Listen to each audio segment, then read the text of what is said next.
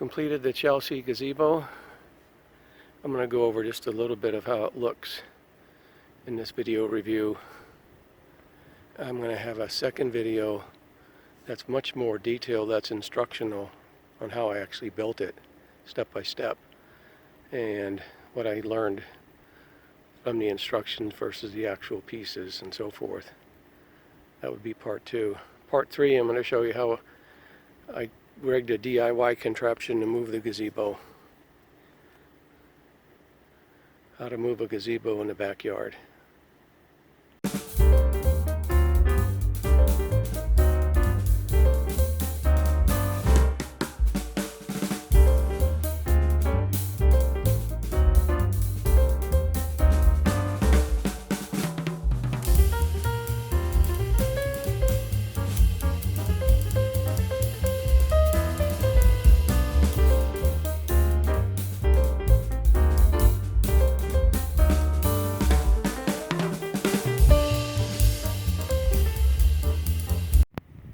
That's the Hampton Bay Chelsea gazebo.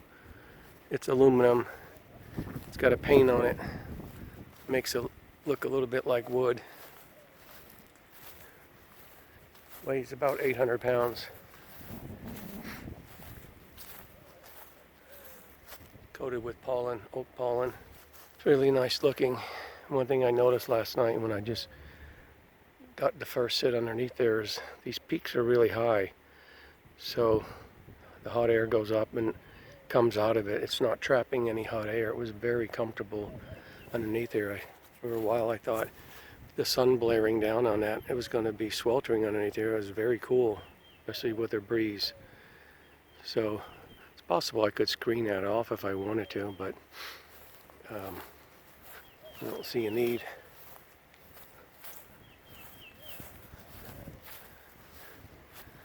I'll show you how the water comes out of the ends. These posts are hollow. I've been asked by the lady to see if I can DIY some contraption to add wheels to the bottom, but I'm not sure how to do that yet. Finished. I do have a couple of tweaks. I got some more parts on order. Stripped out some screws. This is dirt from when it was laying on the ground. Gotta come in here and give it a cleaning and pull off the rest of the little stickers. Probably a good place to hang a plant right here.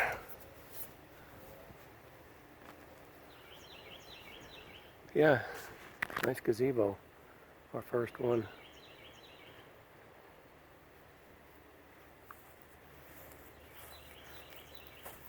I built this myself, except for 2 steps.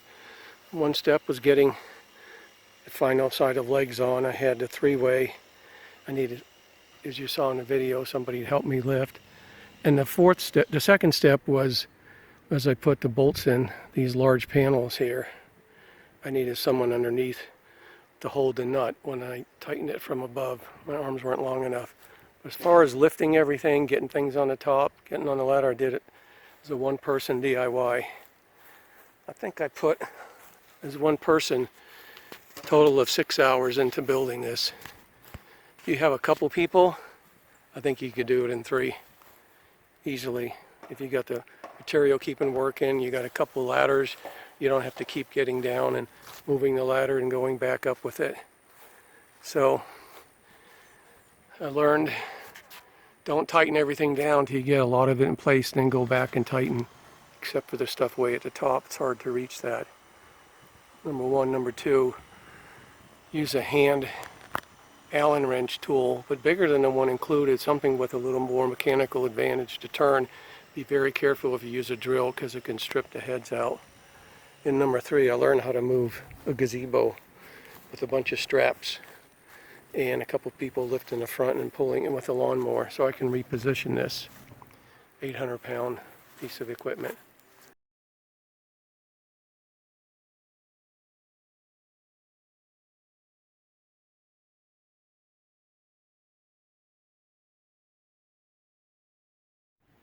Those legs are about 11 by 11, but with the overhang.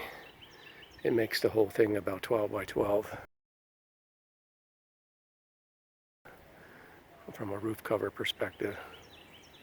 It looks really nice, goes with the house really well. Most of our trim on a house inside and out is H bronze, so it's a good match for us. I was wondering how the rain's gonna come out. Well, you can see how it comes down. It comes out the bottom of that splash plate.